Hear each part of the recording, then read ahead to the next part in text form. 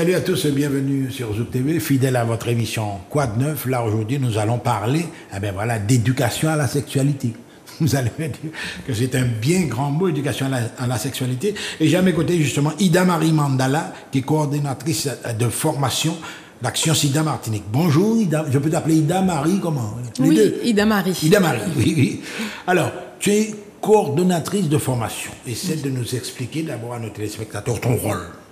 Oui, en fait, je m'occupe de la partie formation en santé sexuelle auprès des professionnels des secteurs médico-sociaux. Ça veut dire qu'ils souhaitent parler de sexualité, mettre en place des interventions en prévention des risques sexuels auprès de leurs usagers. De leurs usagers. Alors, coordinatrice de formation, tu as fait des études dans ce sens également? Alors, j'ai fait des études en sexologie. Oui. Qui font que je suis aussi sexologue, sexothérapeute. Ouais.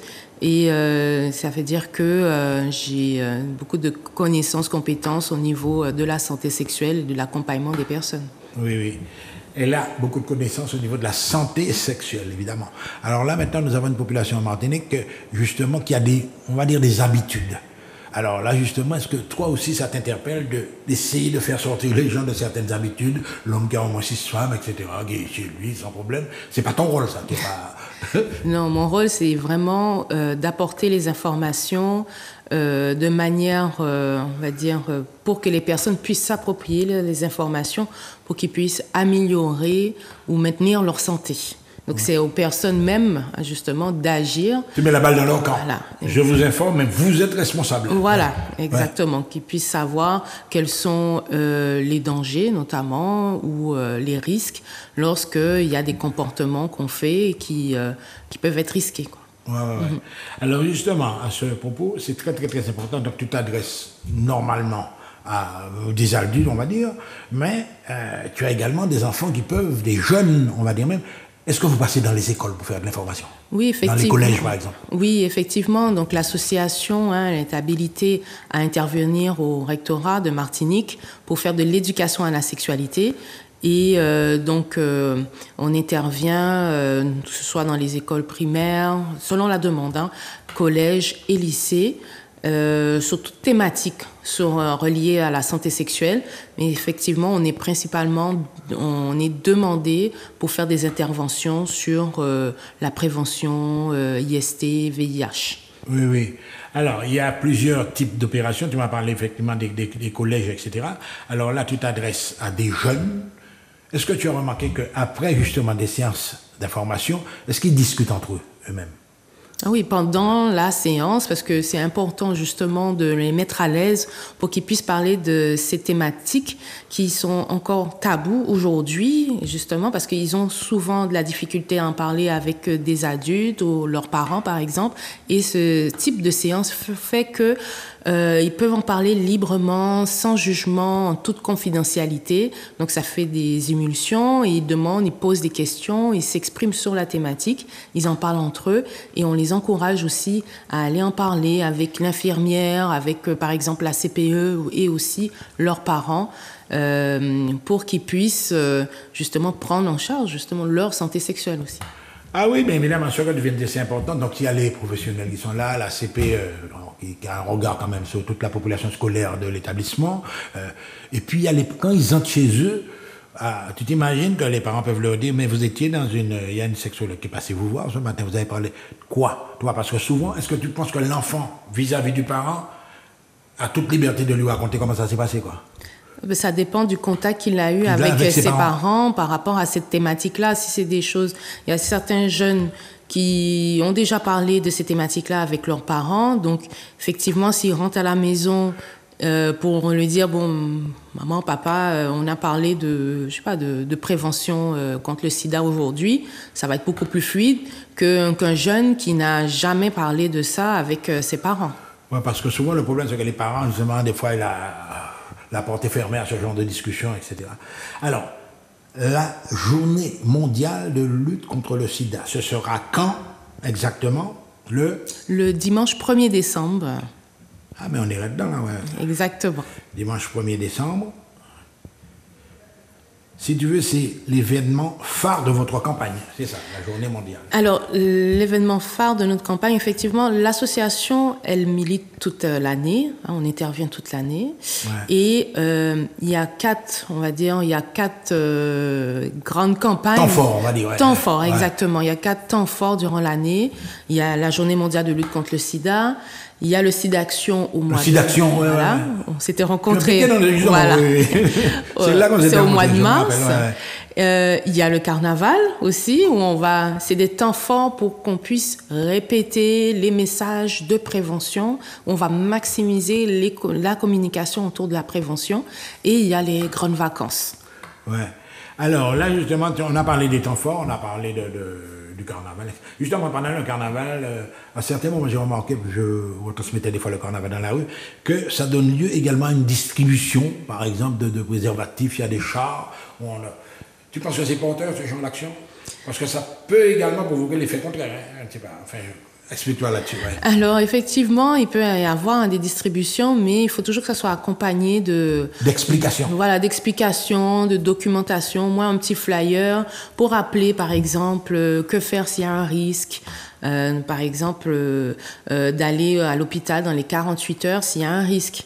Ça veut dire qu'il y a la possibilité de prendre un traitement d'urgence pour empêcher d'avoir le VIH. Ouais. Donc, un petit flyer qui rappelle ces informations-là, qui rappelle les centres de dépistage aussi et qui rappelle les endroits pour contacter notamment notre association ou d'autres structures en lien avec la santé sexuelle. C'est primordial, c'est pas seulement de distribuer des préservatifs comme ça. Mais oui, c'est justement ce qui m'interpellait. D'ailleurs, Action Sida Martinique, on le voit, nous sommes plus forts ensemble, etc.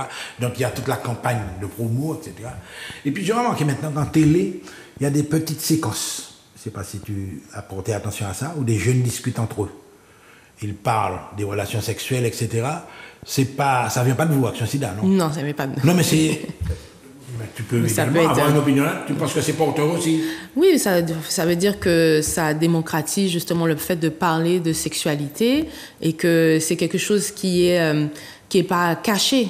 Et quand c'est pas caché, ça nous permet de mettre des mots, ça nous permet aussi d'en discuter librement et de voir quelles sont les différentes possibilités, notamment en matière de communication, en matière de prévention. Ouais. Mais justement, on peut revenir également sur l'attitude, enfin, le comportement de certains jeunes, etc.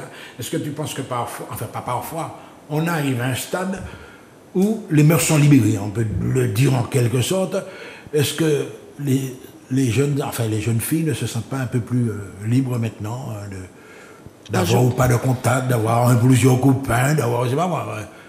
Alors, je pense que... c'est un regard que tu as. Oui, c'est un regard. Après, je pense que il y a toujours des tabous qui persistent quand même par rapport au comportement, par rapport à la sexualité de manière générale, où il peut y avoir encore des stigmatisations, notamment sur les jeunes filles, qui amènent aussi, on le voit, il y a des enquêtes aussi par rapport aux violences faites aux femmes, etc.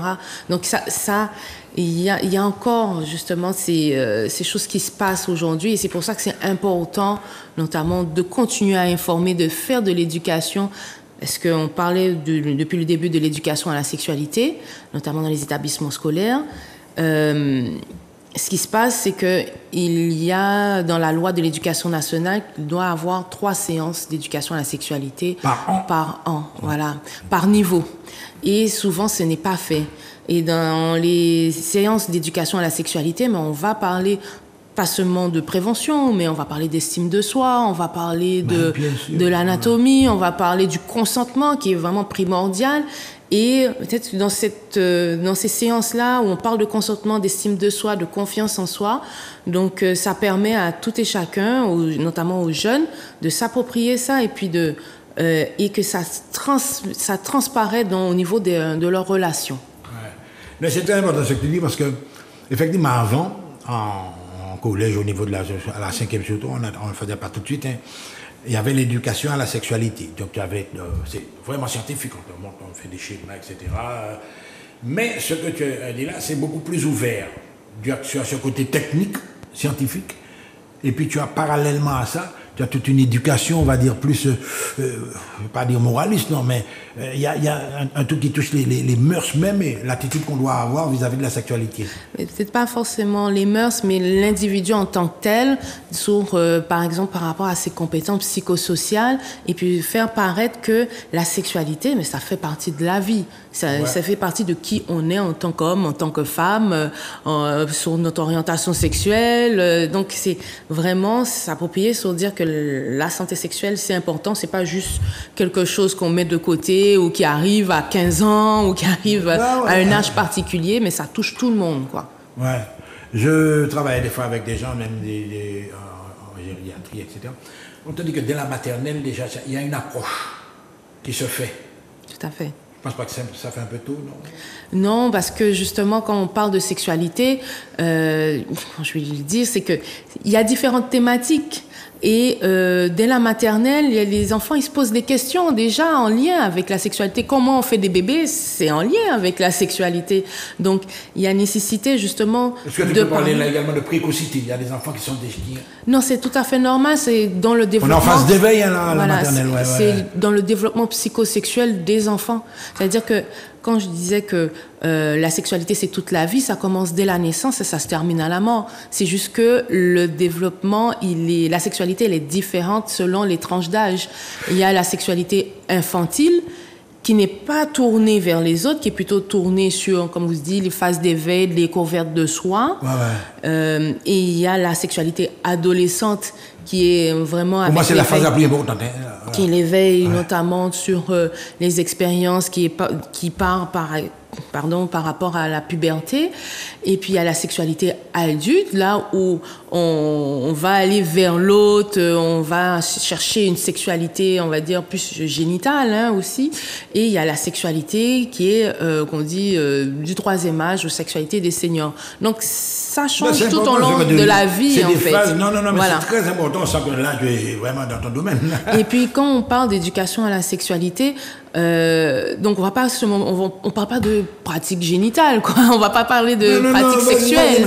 Voilà, on va parler ça va beaucoup plus loin que ça. Voilà, ça va beaucoup plus loin de ça, comme je disais, de l'estime de soi, du respect aussi. Voilà, de respect de soi, de respect des autres aussi, quand je disais il y a des valeurs morales qui sont évidemment. Des valeurs déjà qu'on soit propres à nos valeurs, les valeurs qui nous ont été transmises par nos parents et nos croyances aussi. Donc d'avoir cet aspect critique par rapport à la sexualité, quel choix que je fais par rapport à moi, mes choix, mes valeurs, et en respect de moi et des autres.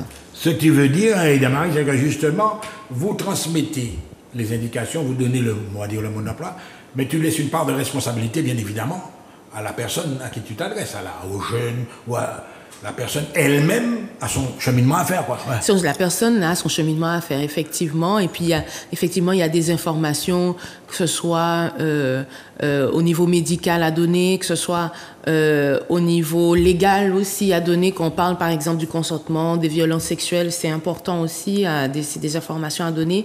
Mais il faut pas oublier tout ce qui est l'aspect, comme je disais tout à l'heure, psychosocial. Ça veut dire en lien avec les normes sociales, en lien avec notre éducation, comment moi je me positionne en tant qu'individu dans cette société aussi.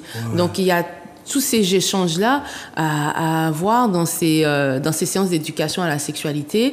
Si on revient à la prévention, c'est pas seulement de se dire le VIH il se transmet par voie sexuelle, sanguine et de la mère à l'enfant. Mais est-ce que moi, en tant que femme, jeune fille par exemple, est-ce que je peux proposer de mettre le préservatif? Est-ce que je peux proposer ça à mon partenaire? Comment c'est vu le préservatif? Il y a tous ces angles-là qu'on doit avoir.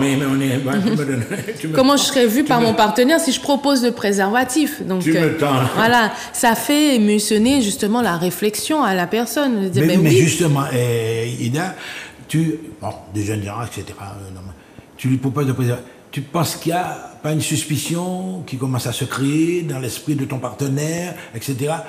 Il est libre aussi de penser que c'est parce que peut-être qu'il y a d'autres rapports aussi. Il y a ça aussi. Mais c'est pour aussi de diminuer ça, de se dire que c'est pas forcément qu'il y a une suspicion, mais se dire, mais moi je me protège, moi je ne sais pas toi si tu as quelque chose, mais moi je me protège. C'est la protection qui prime en fait, voilà. De voir que le préservatif, il ne faut pas qu'on le voit de manière négative, mais comme justement cette méthode de prévention contre les infections sexuellement transmissibles. C'est quelque chose qu'on doit avoir de manière positive. Oui, non, mais c'est très bien ce que tu dis là, parce que justement, c'est pas, tu sais, là maintenant, les mentalités évoluent là maintenant, mais à un certain moment, quand tu proposes à ton partenaire le préservatif, déjà, c'est que tu avais une espèce de doute. Côté juridique, par exemple, tu m'as parlé tout à l'heure de relations hommes-femmes, etc. Est-ce que vous avez également un volet? Alors, côté juridique, on va plutôt être sur, par exemple, je veux dire, les lois... Vous ne traitez pas les violences faites aux femmes? Les violences, on va plutôt parler du consentement. Voilà. Plutôt du consentement. Après, il y a d'autres associations qui sont plus expertes sur les violences faites aux femmes. Mais on va aborder, notamment quand on va parler des représentations de la sexualité, par exemple, on va parler du consentement. On peut consentir à faire un bisou, par exemple, mais à ne pas avoir de rapport sexuel. Et quand on force justement à avoir un rapport sexuel, ça peut devenir une agression sexuelle, voire même un viol. Donc c'est des choses qu'on peut en parler dans nos séances. Donc il y a une échelle quand même, on va dire C'est-à-dire que le consentement s'applique tout le temps, hein, voilà, dans toutes les pratiques. C'est-à-dire que tu peux consentir comme je vous disais, à s'embrasser, mais ça va pas plus loin. Si la personne, ça va pas forcément dire que je vais accepter à avoir un rapport sexuel avec pénétration, par exemple. Voilà. Mais souvent, c'est mal interprété, ça, souvent. Parce qu'à partir du moment où tu as le contact, etc., des jeunes, ils se connaissent, ils commencent à s'embrasser. Pour l'un des deux, il y a une étape de franchie. Donc, il peut pousser plus loin. Ouais. C'est pour forcément dire que c'est parce que j'ai dit oui au début et que si je dis non après... faut pas que ça. Voilà, non, c'est non. Non, c'est non. Voilà. C'est-à-dire, non, je veux pas quand je reviens à mon exemple, d'avoir un rapport sexuel avec pénétration. Non, c'est non. Ou je souhaite avoir un rapport sexuel avec pénétration vaginale, mais pas, par exemple, anal. Donc, le consentement s'applique à toutes les étapes. Et c'est important de faire voir ça aussi. Parce que c'est ça le respect déjà de soi, de ses limites, et puis de l'inculquer à l'autre aussi, de l'autre d'écouter ça. Et c'est ces choses-là qu'on va, je veux dire, en parler dans les séances aussi. Oui, mais dans les séances, alors bon, on va faire un petit peu de travail pratique, j'aime bien. Alors, quand tu me dis les séances, tu peux réunir... L'éducation à la sexualité, je pense. L'éducation à la sexualité. Est-ce que ça vous arrive des fois de faire des séances avec une table ouverte, quoi, où il y a plusieurs personnes qui parlent de leur expérience? Non, c'est pas l'objectif de parler de leur expérience. C'est pas l'objectif. Non. Alors l'objectif, c'est vraiment de parler, par exemple, d'une thématique. Là, en lien, par exemple, la thématique est commune à tout le monde. Voilà. La thématique, par exemple, c'est là, on parlait du consentement. La thématique, c'est le consentement. On va parler du consentement, quand il s'applique, quels sont les paramètres, et puis comment eux ils se positionnent par rapport au consentement. Après, on peut faire des mises en situation. Pour mettre par exemple, là, on parlait de jeunes, pour mettre les jeunes en situation par rapport au consentement. Mais c'est le lieu des séances d'éducation à la sexualité, c'est pas de parler de leur pratique ou de leur vécu. C'est pas une expérience. Voilà. Quand on parle, par exemple, de prévention des IST, on va pas leur demander est-ce que tu as déjà eu une IST. C'est pas la place. Voilà. Oui, mais justement, il y a des gens, également des techniciens qui vous suivent sur certaines actions. Tu as des sexologues, c'est pas moi. Est-ce qu'il y a même des médecins des fois qui viennent aussi travailler avec vous? Alors, non, pas forcément. Je veux dire, pas forcément. Mais il faut quand même des spécialistes aussi. Voilà, nous, on est formés, on est spécialistes, on est toujours en contact justement des médecins, de l'affût de l'actualité. On travaille avec le service des maladies infectieuses et tropicales, notamment, qui est présidé par le professeur Cabier. Donc, on est régulièrement formés sur la thématique. Comme je disais, moi, je me forme il y a toujours de la formation continue sur l'éducation à la sexualité, sur la prévention, les IST. Donc, on est aussi, je veux dire, à même de transmettre ces informations-là. Après, pour qu'il y ait des médecins sur nos interventions, c'est plutôt, on va leur demander peut-être, comme là pour dimanche, pour le 1er décembre, de faire un petit point d'information. Voilà. Alors, l'invitation, plusieurs actions, sensibilisation, éducation, prévention et engagement. Bouge et danse. Saint-Joseph, je connais un petit peu la manifestation parce que devant des fois, il y a beaucoup de monde. En fait, des fois, il y a beaucoup de monde. Donc, est-ce que c'est uniquement, c'est pas physique, ou alors avant, il y a des gens qui interviennent pour faire passer certains messages avant? Avant de se mettre en action, quoi. Oui, avant la manifestation, il y aura des personnes qui vont intervenir, notamment le Corévi et l'ARS. Ben oui. Et puis après, là, c'est de 7h30 à 9h, c'est vraiment la manifestation rouge et tendre.